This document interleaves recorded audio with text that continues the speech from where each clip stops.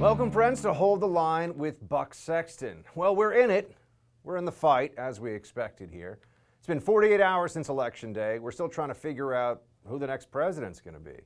Now, most of us remember what happened in 2000 when the presidential election stretched on for weeks into January. But this feels quite a bit different, doesn't it?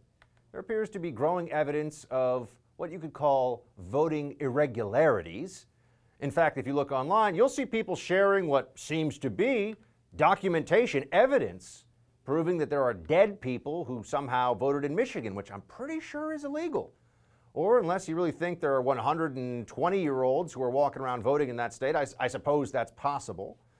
And that there are ballots that magically appear at just the right moment and happen to go 80, 90, even 100% for Joe Biden. I mean, didn't Saddam at least give 5% to the opposition in his elections? It's yet to be the case from what I've seen that there's a single instance of magically found ballots that all go for Trump. And we're supposed to believe this is all a coincidence, by the way. In fact, you're a conspiracy theorist if you bring it up. What we're told now by the Democrats is respect the system. Obey what the people in charge tell you to do. Don't question, don't undermine. This is about our sacred democracy. And yes, they're accusing us of being conspiracy theorists for pointing out what common sense dictates we would point out. They're saying there's no evidence for this, but the problem is we do have evidence. We can also deduce and analyze and look at trends and see a clear pattern. It's really the other side that is asking for conspiracies to be believed here, that this is all just happenstance. It's all circumstantial. This is just always going in one direction, kind of like those polls we saw. They were all skewed toward Joe Biden. Why would that be the case? Gee, I don't know. But now you're hearing these exhortations. You're having these appeals to good faith and decency for the sake of our democracy said to you all the time. That's what they're telling us. The Democrats I'm talking about.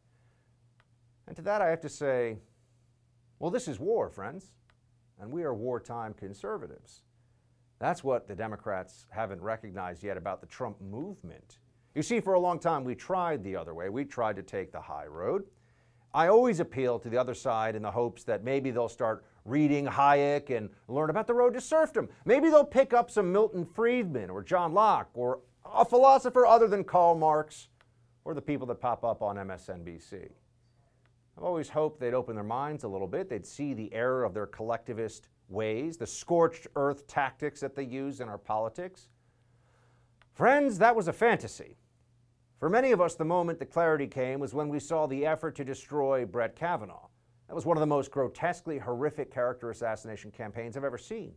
The people that were involved in that effort, one of whom may in fact be our next vice president, were either completely immoral or just abject morons. There is no third option. They knew, or they should have known, that there was no evidence, no corroboration, and no sane reason to believe that Brett Kavanaugh was any of the things he was accused of during that confirmation battle. A serial gang rapist in high school? No one ever heard of this? And no evidence for it. Just crazy people making stuff up. We all saw it. The left didn't care. It didn't matter. They engaged in a ritualized torture session on live TV in front of tens of millions of Americans, all for the benefit of their own power. Can't give up control of the Supreme Court. Anything goes to stop it.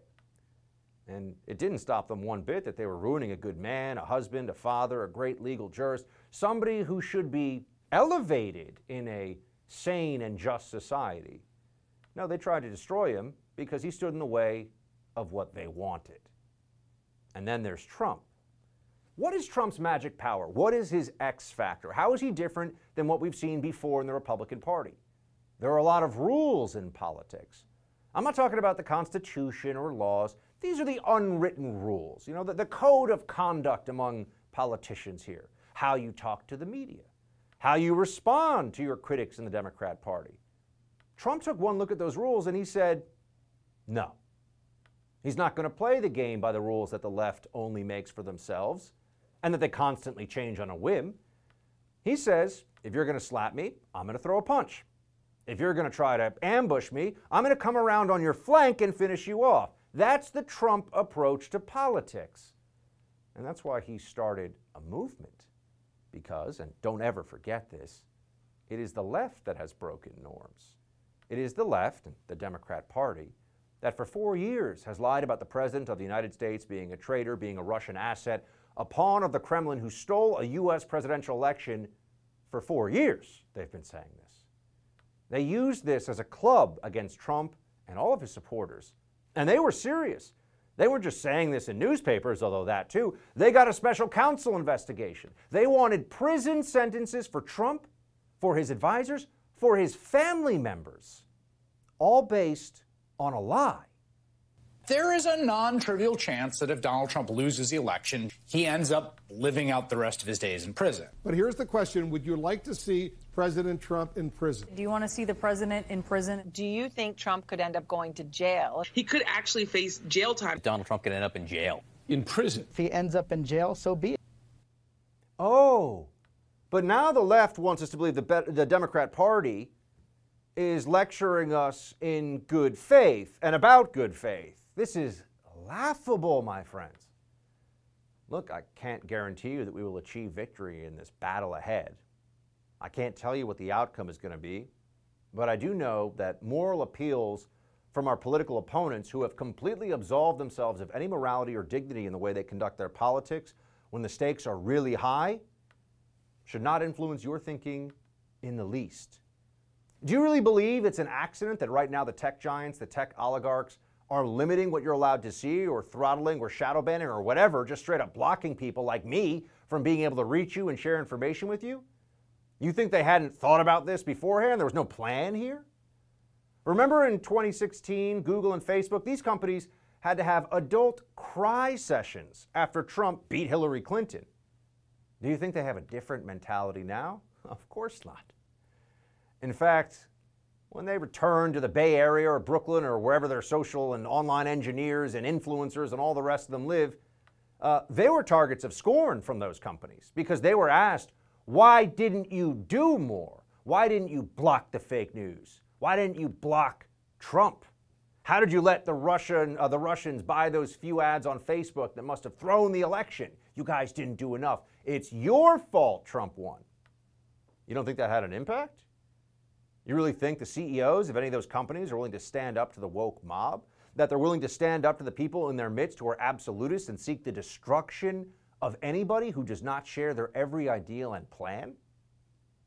Friends, we are in a battle for control of the presidency, but also for the future of this country, with a Democrat Party that has embraced an ideology of leftist totalitarianism. Look, they don't have the power yet to be fully tyrannical. I get it. But their ideology leads down a pathway to tyranny. That is the logical and inevitable terminus. And the incrementalism that they constantly show us now indicates that's exactly what they're trying to do. That's what they want to accomplish. One-party rule, total control, no opposition, do what they say. Wear that mask. So when they turn around with a smile on their face and tell you, come on everybody, let's just let the networks call these races in these battleground states. Let's not spread disinformation about the outcome of this election. This is about our sacred democracy. The Founding Fathers are watching us and they would want the system to work. I look at them and I say, I thought the Founding Fathers were a bunch of old, dead, white racists because that's what you told me. Now you're going to cite the Founding Fathers and some kind of emotional appeal to try and make me stand back and not question obvious fraud? That's right, friends. It's fraud that is occurring in this election. You really think that what we saw with Kavanaugh, what we saw with Hunter Biden and the suppression of that laptop right before the election, the scorched earth tactics, stop at nothing, what we saw in the lies about Trump saying that he doesn't respect the military, how many more examples of this do we need? You think that mentality has changed?